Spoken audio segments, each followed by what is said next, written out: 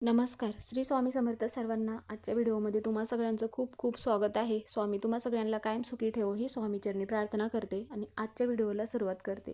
तर आजचा व्हिडिओ असा आहे की आता आज चतुर्थी, संकष्टी चतुर्थी असल्यानंतर प्रत्येक आई आपल्या मुलांसाठी संकष्टी चतुर्थीचा उपवास करत असते. पण जी मोठी मुलं आहेत तर ती मोठी मुलं पण संकष्टी चतुर्थीचा उपवासही करत असतात. मुलं म्हणा, मुली म्हणा किंवा पुरुष मंडळी सगळेच संकष्टी चतुर्थीचा उपवास करत असतात. पण बरेच वेळा आपल्या घरामध्ये काय होतं, उपवास करत असतो आपण आणि मग काही सेवा आपल्याकडून घडत नाहीत. सेवा उपवास करण्याबरोबरच आपल्याला काही सेवा पण करणे गरजेचे असते. हे बऱ्याच वेळा आपल्याकडून त्या सेवा घडत नाहीत. त्यामुळे मग आपण उपवास करतो आणि सेवा न केल्यामुळे आपल्याला त्याचं फळ मिळत नाही. आता सगळ्यांसाठी आपण बरेच उपाय म्हणा, सेवा हे करणे गरजेचे असते. आता बरेच वेळा काय होतं की आपल्या घरामध्ये एखादी व्यक्ती अशी असते की ती खूप कष्ट करते, पण पाहिजे तसं त्या कष्टाला यश मिळत नाही, किंवा घरामध्ये लहान मुलं सतत आजारी पडतात किंवा लहान मुलांना सतत नजरबाधा होते. आपण म्हणत असतो की आपले मुलं बाहेर कुठे जात नाहीत, पण घरातच नजरबाधा कशी काय मुलांना होत असते. पण बऱ्याच वेळा असं होत असतं की आपली लहान मुलं असतील किंवा शाळेत जाणारी मुलं असतील, त्यावेळेस मग शाळेमध्ये ज्यावेळेस चांगल्या गोष्टी घडत असतील त्यावेळेस मग मुलं जर काही चांगल्या अभ्यासात चांगलं लक्ष लागत असेल किंवा अभ्यास मन लावून करत असतील, त्यावेळेस कोणत्याही आईवडिलांच्या तोंडून म्हणजेच की आपल्या मुलांना नजर लागावी या उद्देशाने आपण म्हणत नाही की हा माझा मुलगा खूप हुशार झाला, आता गुणी झाला, खूप अभ्यास करतोय, असं आपण कळत न कळत बोलून जातो. पण ह्या गोष्टी ज्या आहेत तर त्या मुलांवरती त्याचा परिणाम होत असतो. पण आपण म्हणा किंवा बऱ्याच वेळा आईची म्हणा किंवा वडिलांची नजर ही मुलांना लागत असते. मग त्यावेळेस आपल्याला समजत नसतं की आपले मुलं तर बाहेर जात नाहीत आणि मग नजरबाधा कशी काय होते. तर त्यावेळेस मग आपल्याला काय करायचं आहे, संकष्टी चतुर्थीचा उपवास करण्याबरोबरच संध्याकाळी कापुरासोबत काही वस्तू जाळायच्या आहेत, ज्यामुळे आपल्या घरातील जे दारिद्र्य आहे तर ते दारिद्र्य पण नष्ट होते. आपल्या घरातील काही इडापिडा असेल किंवा काही नजरबाधा असेल तर ती नजरबाधा पण दूर होत असते. म्हणून आपल्याला काही उपाय करणे गरजेचे आहे. तर कोणत्या वस्तू आपल्याला जाळायची आहे त्याबद्दलचीच माहिती आपण आजच्या व्हिडिओमध्ये घेणार आहोत. व्हिडिओ शेवटपर्यंत बघा, म्हणजे ही माहिती तुम्हाला पूर्णपणे समजेल. व्हिडिओ आवडला तर व्हिडिओला लाईक करा, चॅनलवर नवीन असाल तर चॅनलला सबस्क्राईब करा. आता हा जो उपाय आहे तर आपण सर्वांसाठी हा उपाय करू शकतो. लहान मुलं असतील किंवा मोठे मुलं म्हणा, मुली म्हणा, किंवा आपल्या घरामध्ये जर दारिद्र्य येत असेल तर त्यावेळेस पण तुम्ही जे विशेष तिथी असतात, दिवस असतात, त्या दिवशी जर आपण कापूर जाळला तर कापूर हा माता लक्ष्मीला अत्यंत प्रिय असतो आणि घरातील नकारात्मकता शोषून घेण्याचं पण काम करते. त्यामुळे मग कापूर घरामध्ये जाळल्यामुळे आपल्या घरातील नकारात्मकता निघून जात असते. म्हणून मग आपल्याला हा जो उपाय आहे तर संध्याकाळीच करायचा आहे. आता तुम्हाला जर शक्य झालं तर तुम्ही प्रत्येक संकष्टी चतुर्थीला हा उपाय करू शकता, ज्यामुळे काय होईल की मुलांचे दोष म्हणा, मुलांना नजरबाधा असेल तर दूर होण्यासाठी मग हा उपाय जो आहे तर अत्यंत प्रभावी ठरत असतो.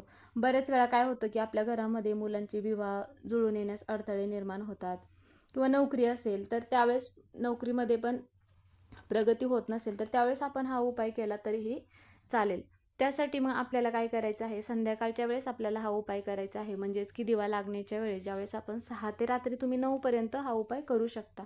आता एक दिवा आपल्याला लावायचा आहे, त्या अगोदर आपल्याला काय करायचं आहे, सकाळी तर आपण ज्यावेळेस देवपूजा करत असतो त्यावेळेस गणपती बाप्पांना ज्या वस्तू प्रिय आहेत त्या तर आपण सकाळी अर्पण करत असतो. पण बऱ्याच ठिकाणी काय केलं जातं, म्हणजे सगळीकडेच तसं चंद्राची पूजा म्हणजे चंद्र बघूनच मग उपवास सोडला जातो. त्याचबरोबर संध्याकाळी गणपती बाप्पाची स्थापना करून चौरंग किंवा पाट घेऊन त्यावरती स्थापना करून बाप्पांना ज्या वस्तू प्रिय आहेत, 21 दुर्वांची जुडी, लाल जास्वंदाचं फूल, गुळ खोबऱ्याचं नैवेद्य म्हणा किंवा मोदक हे अर्पण केले जाते आणि त्यानंतरच मग तुम्ही हा उपाय करू शकता.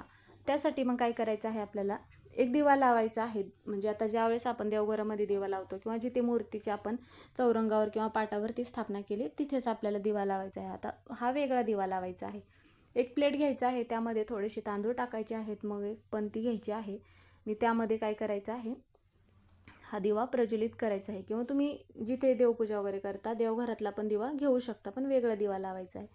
तर त्या दिव्यामध्ये मग आपल्याला काय करायचं आहे, थोडीशी पिवळी मोहरी टाकायची आहे आणि त्या दिव्यामध्ये 5 काळी मिरी आपल्याला टाकायची आहे आणि हा दिवा आपल्याला प्रज्वलित करायचा आहे. दिव्याला हळदी कुंकू लावायचं आहे आणि दिव्यात आपल्याला थोडंसं कापूर टाकायचं आहे आणि हा दिवा जो आहे तर आपण गणपती बाप्पा पुढे लावायचा आहे. आणि हा जो कापूर आहे तर हा कापूर काय करायचं आहे, आपल्याला दिव्यामध्ये टाकल्यानंतर मग आपल्याला गणपती बाप्पांना प्रार्थना करायचं आहे. आपल्या घरातील ज्या पण काही समस्या आहेत, अडचणी आहेत तर त्या दूर होण्यासाठी प्रार्थना करायचं आहे. आणि त्यानंतर मग आपल्याला काय करायचं आहे, भीमसेनी कापूर असेल तुमच्याकडे तर तुम्ही भीमसेनी कापराच्या 5 वड्या घ्यायच्या आहेत, नसेल तर तुम्ही साधा कापूर पण घेऊ शकता. आणि त्यानंतर मग आपल्याला काय करायचं आहे, 11 लवंग घ्यायच्या आहेत. आणि नंतर मग ह्या ज्या 2 वस्तू आहेत तर आपल्या उजव्या हातामध्ये घ्यायच्या आहेत. आणि उजव्या हातात घेतल्यानंतर गणपती बाप्पांना प्रार्थना करायचं आहे, ज्यासाठी तुम्ही ह्या वस्तू घरामध्ये जाळणार आहात. घरातील दारिद्र्य नष्ट व्हावे, घरातील इडापिडा नजरबाधा दूर व्हावी अशी प्रार्थना करायचं आहे. आणि 3 वेळा आपल्याला अथर्वशीर्ष म्हणायचं आहे आणि 1 वेळा फलश्रुती म्हणायचं आहे.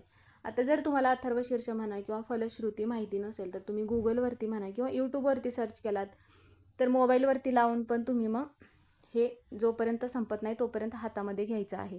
आणि तुमची इच्छा जी पण काय असेल ते सांगून तर सुरुवातीलाच होत असते.